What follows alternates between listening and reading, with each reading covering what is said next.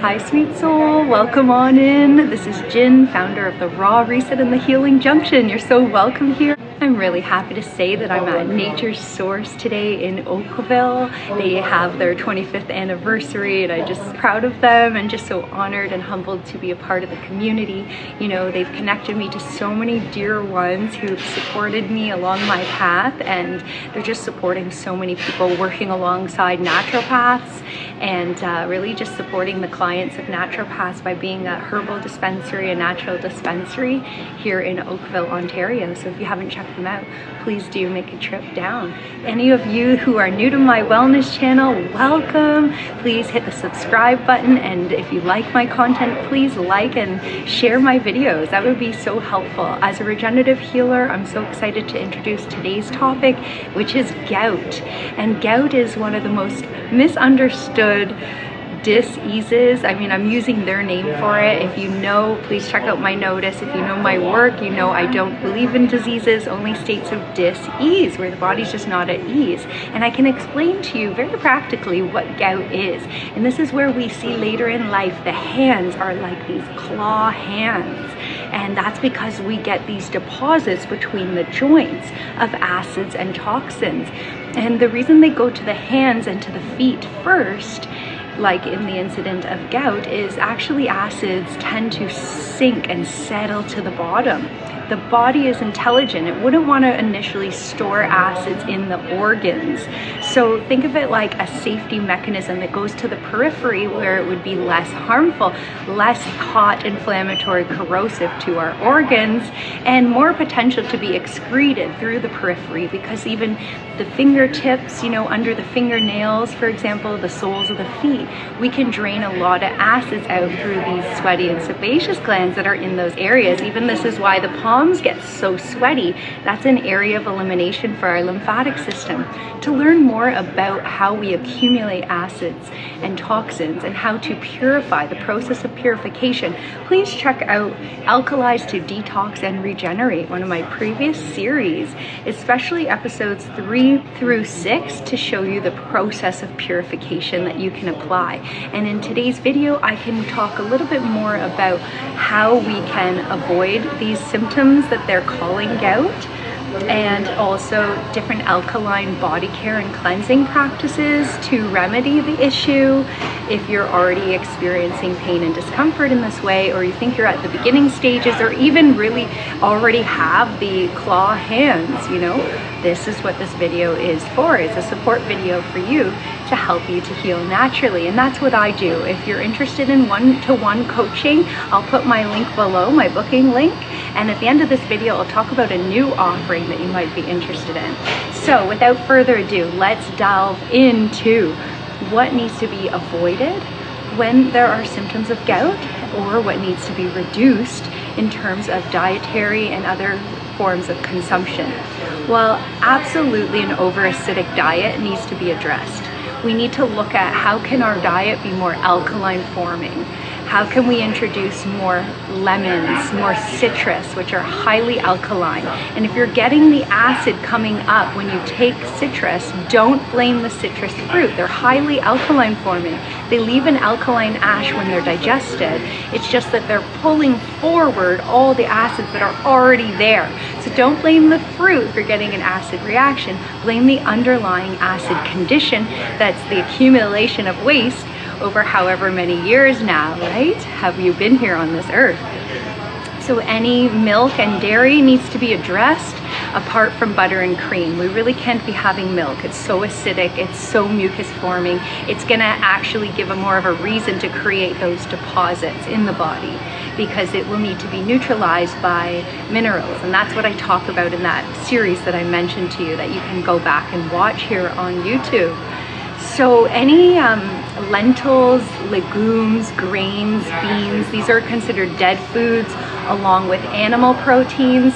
These are not living, these are very acidic. You know, in order to get any life out of like a legume or a lentil, you're gonna need to really sprout it, soak it, and germinate it. So we're really not designed to eat foods that are considered dead. We need more high life force. We're highly electrical beings. We need living foods. you know, fruits, berries, melons, botanicals, these kinds of things. Some dark leafy greens would be great. And we want to really address where any sweets are coming from. The sweets should be the sugars found in fruits and vegetables. That's actually perfectly safe and desirable. You can eat as much as you want. But if you're talking about baked goods, you're talking about candy, those are a big no-no, yeah? Any of the common salts, so your traditional, like, yeah, toxic salts, you know, you don't want to have any cookies or potato chips, anything deep fried. You want to make sure to avoid deodorants and antiperspirants. That's right across the board for all states of dis-ease, by the way, because that will block the lymph drainage of acids and toxins. So your skin being the largest eliminative organ, you really have to make sure you're not blocking its pathways. And any sort of like fast food or any like preserved foods, processed foods, trying to cook more wholesome meals at home, and really trying to avoid any alcohol. It's very acid forming, any caffeine, and also any tobacco. Okay, and probably cannabis can be helpful now and then, but really you need to have mindful consumption. You know, maybe for the pain it might be supportive because it suppresses the nervous system, and so usually the mind makes the pain much worse because it doesn't want it to be there. It wants to escape it, so it actually amplifies the pain. So that's how the cannabis works. It suppresses the nervous system, and so you get a little bit of relief from pain. However, it's highly acidic, so please just be careful with your consumption, especially if you're smoking, because that's combustion, right? So you're gonna actually get a lot of toxicity from that. So maybe vaping and edibles might be a better option if you're using cannabis medicine. For alkaline body care and cleansing, you can create these alkaline stockings, alkaline sleeves, using these special compresses, or you can make it yourself just out of, use some organic cotton or bamboo and just soak it in these alkaline salts, the AlkaBath Salts. If you know my work, I talk about these AlkaBath Salts a lot, and I'll put the link below. And you can pretty much get them any part of the world now. They come from Germany, and they're made up of finely ground precious stones. They have the proper pH that simulates the mother's amniotic fluid. And when you wear these like as sleeves, for example, then all day your body can just be detoxing. You can soak for long durations in full baths, foot baths, using these same salts. You can rub it on your body during a hot shower, like kind of step away, do like a steam shower, and just kind of like rub the salts as long as you can to get them in. Don't rinse off even after a bath. Just kind of pat your skin dry and let those alkaline salts stay with you all day and benefit you in the form of helping you to eliminate waste through your skin, right? Your third kidney. To avoid the oxal acids coming in from spinach specifically. So spinach, it's not like to say you can never have it, because it would be a shame not to have something that's so nutritious. We all know Popeye, you know, the Sailor Man. Most of us know, maybe that's showing my age. It doesn't matter, but the calcium and mineral content is quite high in spinach. However, the oxal acids you're kind of adding to the underlying condition. So just have that maybe once in a while. Don't be having like a spinach salad every single day. In acute cases, you know, we really need to do a lot of dry and wet brushing. So actually brushing the physicality in the form of the direction of elimination. So I'll put the direction in which to brush below as well, the link for that. And the alkaline diet, follow my work, look at my previous series, and you'll learn a lot there. Also, my Raw Reset private Facebook group will teach you a lot about the dietary recommendations. Mostly you just want to be eating a high fruitarian lifestyle of abundance, as I call it, and self-love and joy. The fruits really light you up as an electrical being. You will have energy, but it will be a peaceful, calm energy, not like a stimulant.